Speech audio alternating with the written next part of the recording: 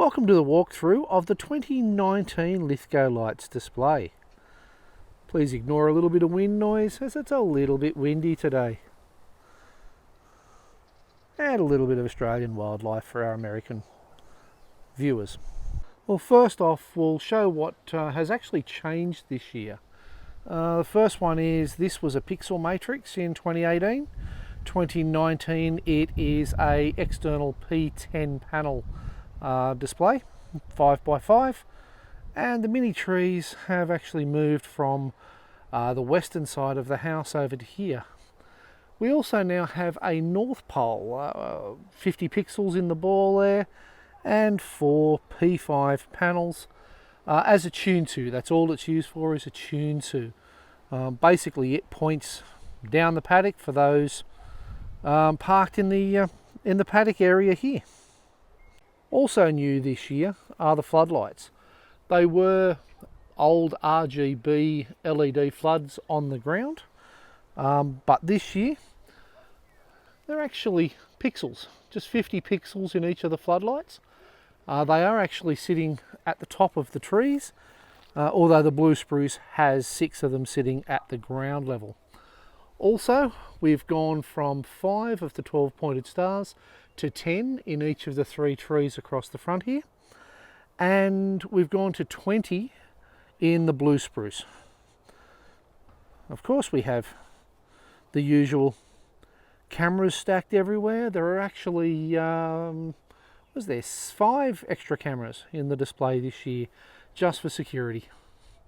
Another new item this year is, of course, Santa on his surfboard being pulled by a jet ski. His tow rope there. There's 200 odd pixels in Santa, another 50 on the surfboard, about 220 in the jet ski, and I think there's about 107 on each of the kangaroos. Below the jet ski are 7 70 pixel mini trees, just used basically as a water effect. On the top of the house we have the old 5x5 P10 display, and up on the roof the Bethlehem star. Hopefully next year that will be replaced with an aluminium version of the same star, making it a lot lighter. We have the 4 singing faces there, the 3D printed snowflakes and arches, which are just cedar tube. There's 12 arches right across the front, and between each of the arches is a homemade 99 pixel candy cane. And just to please Dan and a few of my American friends, those poles there and the toadstools there are the dreaded 12 volts. Those will be replaced with 5 volt pixels next year, but I'm not sure exactly how I'm going to do them, how I'm going to make them, but I'd like to make the toadstools about twice as high, just so you can see them over top of the hedges here. A quick walk around showing the controllers. That's the controller below the Megatree. It's a Falcon F16 V3. Again, another Falcon in the Rose Garden.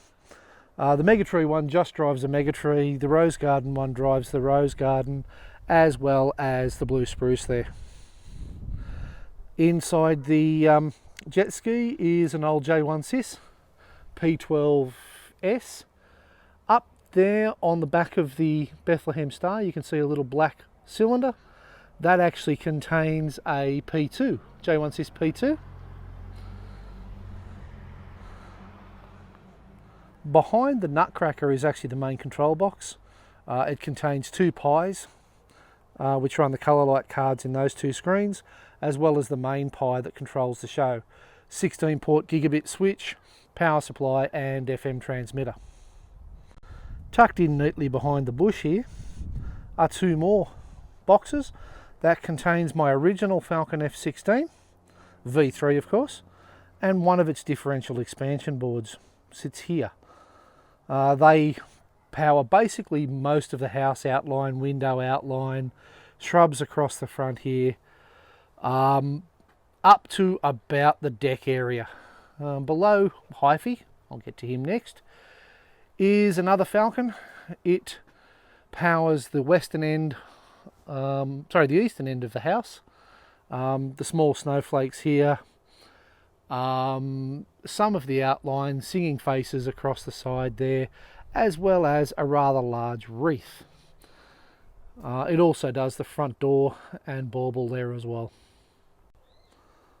On the eastern side of the house we have another 6 3D printed snowflakes, 3 more singing faces, and a homemade, I wouldn't recommend it again, 696 pixel, large wreath.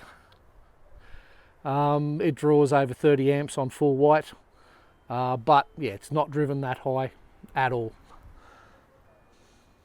Another differential remote powered by the Falcon that sits over there.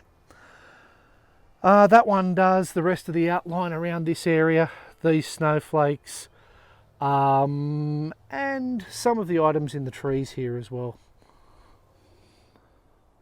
So what's new for next year? Well, those 2 spinners, they're gone. I'm going to replace them with a single 16-arm spinner that will be made out of aluminium and probably up a little bit taller.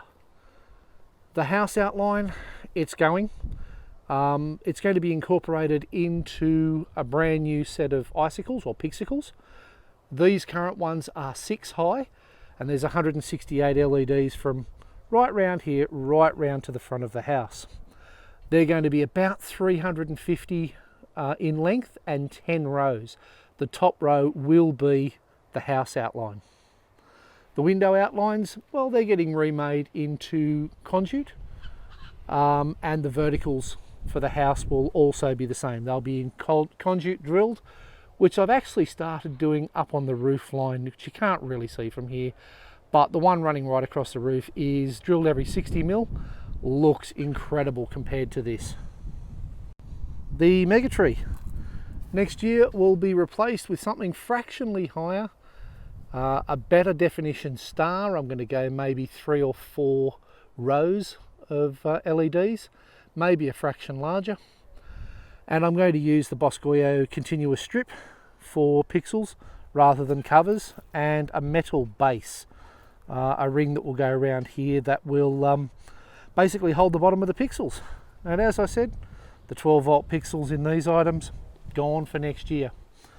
I also had plans on replacing the homemade candy canes with the proper Boscoyo ones. These are a little bit too flexible. What they are is 2 5mm sheets of Coro joined together. They are way too flexible. You can see that moving in pretty mild wind. One other control box here, powered by the Falcon around the front, does the 6 snowflakes and the singing faces. Hyphy, well, it's the hyphen from the King's Cross Coke sign. This year it got an upgrade from 5 P10 panels to 5 P5 panels. Basically it's just used as a tune to, he's got a little bit of an attitude. It's kind of a fun thing to have. The 2, I call them Tune 2 signs. They will be in the location of my original Tune 2 signs here. They're used for text, information about our charity, website, all that sort of thing.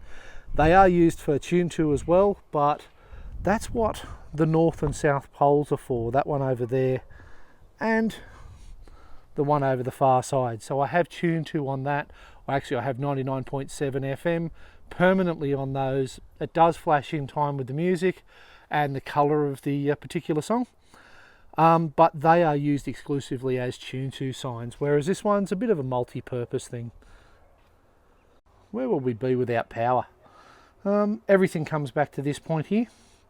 The black power board doesn't get turned off. That is for the Raspberry Pis and LAN ports. And the ones below, yeah, they get turned off. They are basically all the controllers in the yard. Many of the control boxes have more than one power supply in them. I am going to actually replace these switches. They are absolute crap, these power boards. with something a little bit better. I'll probably start buying them again this week. These ones here, I'm having a lot of the switches actually fail. And they are all brand new this year. So, yep, I won't be buying them again. Very disappointing. Due to the back of the wreath there, I can no longer have my moving headlights sitting on top of hyphae. They've actually been moved up the top here. I'm not sure where they'll go next year, but for this year, they're temporarily hidden up there. They work fine. I just have to angle them down a little bit more, just so they can actually point down at the ground over here, rather than, you know, the closest they get is basically straight. So I want them angling down so I can actually light up the front yard with them. And that's it for the 2019 walkthrough of LithgowLights. Hope to see you next time. Bye.